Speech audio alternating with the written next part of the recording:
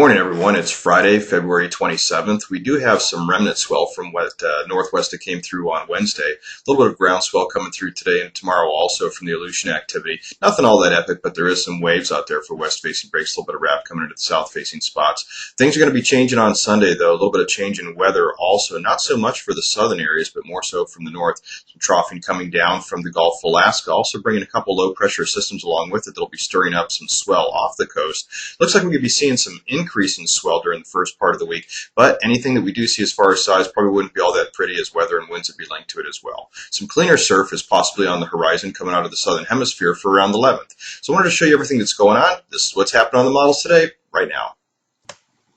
Starting off with an early morning picture across the northern Pacific. Satellite view here showing a good moisture plume sitting offshore. We can see too visibly the trough that's been digging southward. Still off of our area as high pressure is moving in. That moisture plume though, it's going to be affected by that trough as that trough moves a little bit closer to our area in a couple of days, more towards Sunday.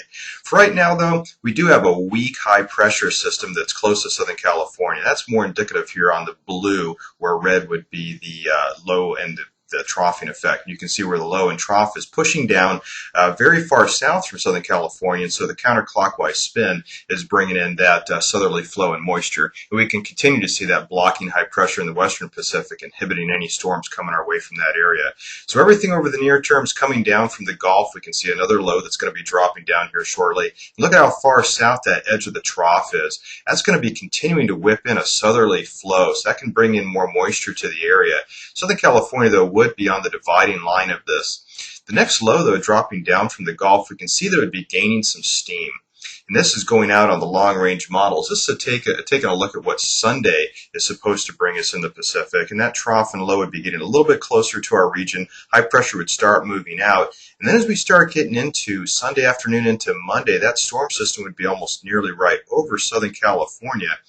And then when we move even closer, getting into the Tuesday time frame and into Wednesday, looks like that low would be coming right over top of Southern California, just right on the dividing line though. In fact, anything for Southern California for precipitation would probably be light out of this, but that low coming close to our coast also means some increase in swell. Taking a look at the wave models, right now this is the current analysis.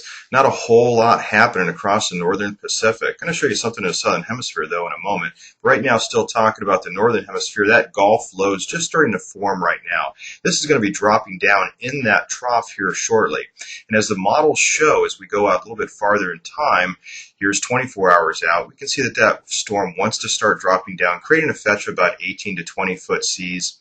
And then as we progress out a little bit farther in time, we can see that it should actually increase more. This is a 48-hour model showing that by probably Saturday night into early Sunday morning, we'd get a 1,200 nautical mile fetch away from us, at about the 20-foot zone. 1,200 nautical miles away is not really all that far when we're talking about 20-foot seas, but this guy is looking to travel directly to the south, as shown here when we go out 72 hours. That would just be not a good angle for us, too much angular spreading decay, but still we're looking at something building as far as swell coming in around the 1st. And then we get a little bit of a repeat of that. Another system coming down from the Gulf. This would be looking at Monday night into Tuesday. And this would be possibly a 20-plus foot fetch, but this is a 96-hour model. Very dubious at this point.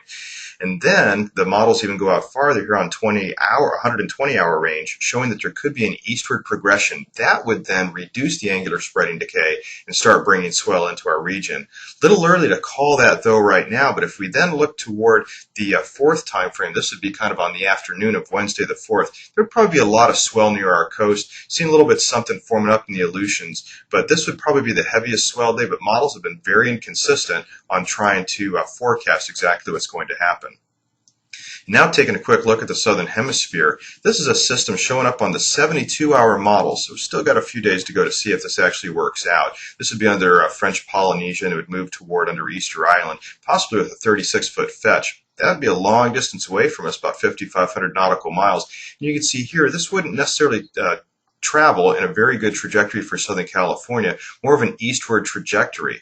But if that thing can get those 40-foot seas that the 120-hour model here is showing, we would definitely probably get something out of this. ETA currently stands for Wednesday the 11th. As far as size, could be about chest to head high, possibly bigger. All depends on the trajectory of the system. And once again, this is all out on the long range, so it's going to take a little bit more time to see how it all unfolds.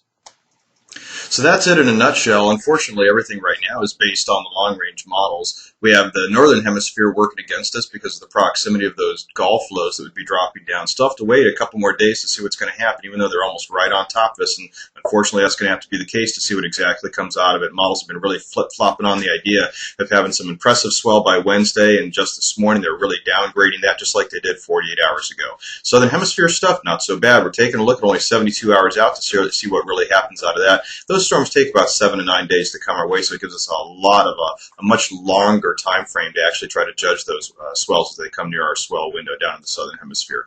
But if you want to check out all the ETAs, wind, weather, tide, and more, you can always check out my SoCal Surf Report at wetsand.com.